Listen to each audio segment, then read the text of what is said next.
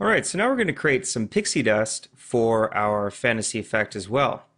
And this is a really popular effect, as you see in a lot of shows.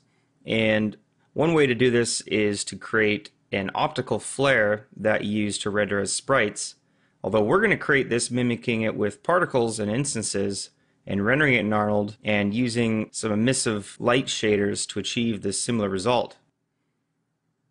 So what I'm going to do is I want to start the effect from about frame 100 when everything's starting to form together and finish as it twirls around at about frame 200 when the title comes together. So I'm going to extend my frame range as well to 250, and one thing we can do in our end clause settings in our cache here is I want to hold the frame at 200 because that's the last frame that we cached out. And if we don't do that, then we're going to have to calculate every time past 200. So here we're just holding the cache at the last frame here. So now we can scrub back and forth. Alright, so what I want to do here is I want to start with a curve, and I'm going to attach my emitter to this curve, and it's just going to follow it twisting around. So I'm going to create a NURBS primitives. Let's create a circle. And let's scale it up. And let's go to our end here. And I just want it roughly in the middle of our title here. And maybe just let's scale this up till about this size here. And also, since I'm going to be attaching the emitter onto it, I want to twist the circle a couple thousand degrees over the course of about 100 frames. So let's start at frame 100. I'm going to set a key in the rotate Y, and at frame 200 let's twist this about 2000 degrees, which is roughly 5 times around. So let's key that, and also let's go back to frame 100 here and key the Y, and then at 200 let's key it up. Let's key it up to around here. Alright, so now I'm going to create some particles. Let's go to our effects and end particles. Let's create an emitter. And I want to have a new nucleus for this emitter here, so I'm going to go to end particles, and under fields and solvers let's assign a new solver. So this will be our new nucleus. And again, I'm going to use a plane at the bottom, and I'm going to give it a friction of 0.5 and a stickiness of 0.5. So our particles are just going to fall down and stick to the ground there. And we can start the time from frame 100.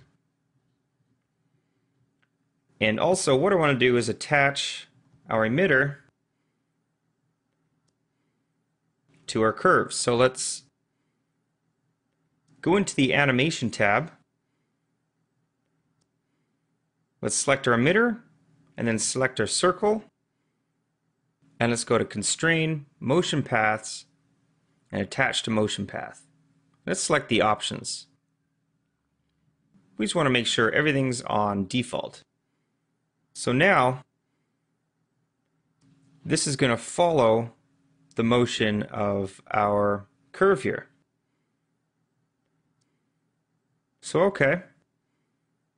First thing, let's just change some of the attributes of our emitter here. So I'm going to change this to an omni emitter, and if we randomize some of the speed here, we're going to eliminate this stepping motion here. So let's just do maybe value of 2 and 2, try that. And we can set our start frame to 99 so we don't have to sim that extra 50 frames before. Okay, so you can see what's happening there. So I'm going to increase this to 5, and that'll split everything out a little bit more. So I want to decrease the gravity, so let's decrease the gravity to 5. I just want them to slowly float to the ground. And instantly you can kind of see the effect and what we're trying to go for here. Okay, so what I'm going to do now is I'm going to set some keys on the emission here. Let's emit a lot of particles here. So I'm going to try a value of about 4,000. And when we stop up here, when we stop turning, let's key off the emission there as well. So at about 201, let's key off the emission. So now let's just go in and let's adjust some of the attributes in our particles. So first of all, I'm just going to select our particles and let's go to lifespan.